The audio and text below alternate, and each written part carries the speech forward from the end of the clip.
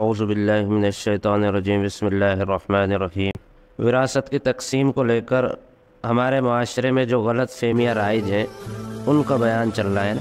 ایک مسئلہ یہ بھی ہے کہ باپ اپنی زندگی میں جب وہ زندہ ہوتا ہے اپنی اولاد پر جو خرچ کرتا ہے تو اس کی کئی صورتیں ہو سکتی ہیں خرچ کرنے کی۔ ایک صورت تو یہ ہوتی ہے کہ وہ باپ کی ذمہ داری ہوتی ہے کہ اولاد کو کھلائے، اس کو پہنائے، اس پر خرچ کرے۔ اگر کبھی کوئی اولاد بیمار ہو جائے یا کسی بڑی بیماری میں مبتلا ہو جائے جس پر بہت زیادہ خرچ آتا ہو تو پھر باپ کیا کرتا ہے، اس کا علاج وغیرہ کرواتا ہے۔ کبھی کبھار کسی مسئلے میں بہت زیادہ خرچ آ جاتا ہے۔ اب جب باپ کا انتقال ہو جاتا ہے اور باپ نے اپنے کسی بیٹے پر بہت زیادہ خرچ کر دیا ہے، اس کے کوئی بڑی بیماری تھی، دل کا مسئلہ تھا یا کوئی اور مسئلہ تھا جس پہ 10-15 لاکھ 20 لاکھ باپ نے لگا دیے، یا اپنی بیٹی کا نکاح کی شادی پہ جو خرچ آتا ہے، جہیز وغیرہ باپ دیتا ہے اپنی بیٹی کو، اس پر بھی کافی خرچ آتا ہے۔ اب باپ کے مرنے کے بعد اگر افراد یہ سب کہیں کہ بھائی آپ کے اوپر تو باپ نے زندگی میں بہت خرچ کر دیا تھا، آپ بیمار تھے، آپ کے اوپر 15-20 لاکھ روپے لگا دیے تھے، فلاں جگہ بھی بیچ دی تھی آپ کے چکر میں، تو لہذا آپ کا تو حصہ نہیں بنتا۔ یا کوئی بھائی اپنی بہنوں سے یہ کہے کہ بھائی آپ کی شادی پر تو ابو نے بہت زیادہ خرچ کیا تھا اور 4-5 لاکھ کی جگہ آپ کو جو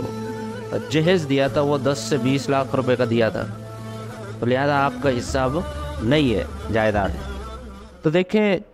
یہ خرچ کرنے سے باپ کا اپنے بیٹے کی بیماری پر خرچ کرنا یا اس کی ضروریات میں خرچ کرنا یہ اس کی ذمہ داریوں میں سے، یا باپ کا اپنی بیٹی کی شادی کے لیے جہیز میں خرچ کرنا یہ بھی باپ کی ذمہ داریوں میں سے ہے۔ وہ باپ ہے اپنی زندگی میں چاہے کسی کو 10 لاکھ دے دے،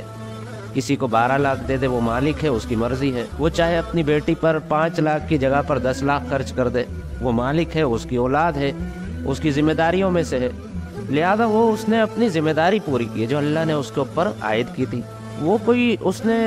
جائیداد میں سے حصہ نہیں دیا تھا۔ تو لہذا کسی بھائی کا یہ کہنا کہ بھائی آپ کی بیماری میں ابو نے اتنے پیسے خرچ کر دیے تھے لہذا آپ کا اب جائیداد میں حصہ نہیں بنتا، یہ سراسر غلط ہے۔ یا اپنی بہن کو یہ کہنا کہ بھائی ابو نے آپ کی شادی میں اتنا خرچ کیا تھا، یا ابو کے انتقال کے بعد کسی بیٹے نے اپنی بہن کی شادی کرائی ہے، ابو کا انتقال ہو گیا، کبھی ایسا بھی ہوتا ہے کہ اس کی اولاد ابھی غیر شادی شدہ ہوتی ہے، بیٹیاں ہوتی ہیں، تو پھر بیٹے کیا کرتے ہیں، اپنی بہنوں کی شادیاں کرواتے ہیں۔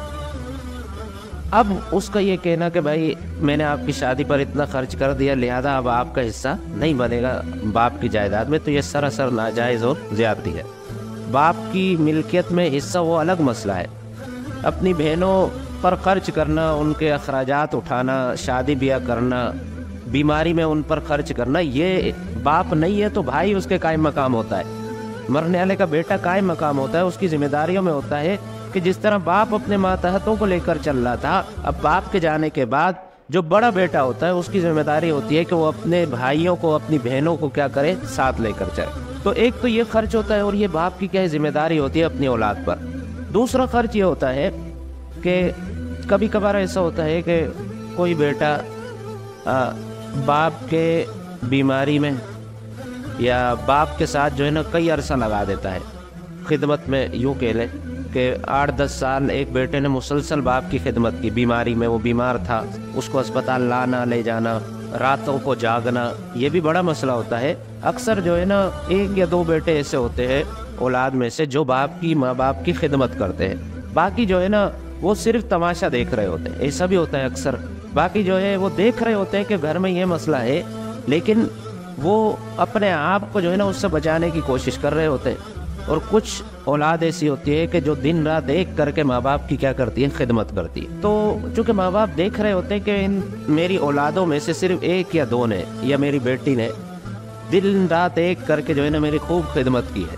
پھر ماں باپ خوش ہو کر کے دے دیتے، اسے کوئی عطیہ دیتے، اسے کوئی گفٹ دے دیتے ہیں اپنی طرف سے، اپنی زندگی میں کوئی تحفہ دے، کوئی رقم کی صورت ہو گئی،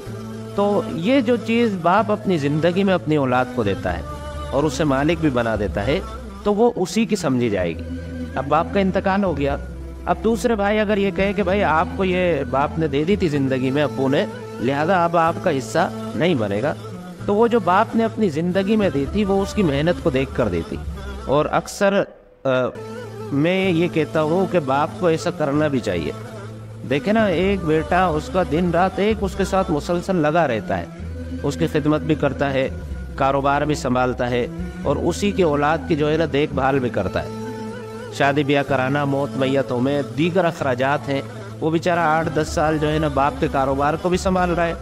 اور اس کی خدمت بھی کر رہا ہے، اور اسی کی جو اولاد ہے اس پر خرچ بھی کر رہا ہے، اور دوسری اولاد اپنے الگ کاروبار ہے ان سے وہ ملکیتیں بنا رہی ہے. اور یہ چونکہ ماں باپ کی خدمت میں لگا ہوا ہے، اس نے کچھ بنانے کا نہیں سوچا. کبھی ایسا بھی ہوتا ہے بہت سی صورتوں میں. بھائی وہ جو بیٹا ہوتا ہے وہ بیچارہ مظلوم ہوتا ہے، وہ ماں باپ کے ساتھ مل کر بہت محنت مشقت کرتا ہے، اس نے اپنا کچھ بھی نہیں بنایا ہوتا. دوسرے جو بھائی ہوتے ہیں، دوسری جو اولاد ہوتی ہے، چونکہ وہ آزاد ہوتے ہیں، وہ اپنے کاروبار میں آزاد ہوتے ہیں، تو وہ بہت کچھ بنا چکے ہوتے ہیں. اب باپ کو اپنی زندگی میں سوچنا چاہیے کہ یار اس میری فلاں بیٹے نے جو ہے نا اپنی ساری اکثر زندگی میرے پیچھے لگا دی ہے، اور میرے اس کاروبار کو سنبھالنے میں بھی لگا دی ہے، اور اس نے اپنا کچھ نہیں بنایا. باپ سے کوئی چیز چھپتی نہیں ہے، تو باپ کو چاہیے کہ اپنی زندگی میں اس کو کچھ نہ کچھ حوالے کر کے جائے. اس لیے کہ جب انتقال ہو گیا نا، پھر تو کوئی صورت ہی نہیں بن سکتی دینے کی. پھر تو وہ احکامات وراثت جو ہوں گے وہ کیا ہوں گے؟ لاگو ہوں گے. تو باپ اپنی زندگی میں جو اولاد کو دے دیتا ہے اور اس کو مالک بھی بنا دیتا ہے، تو وہ جو زندگی میں باپ نے اپنی اولاد کو کسی کو بھی دیا ہے تو وہ اس کا مالک بن جاتا ہے. مرنے کے بعد جو ہے نا اس مال میں وراثت جاری نہیں ہوتی. سمجھ گئے یہ مسئلہ؟ اللہ تعالیٰ سے دعا ہے کہ اللہ تبارک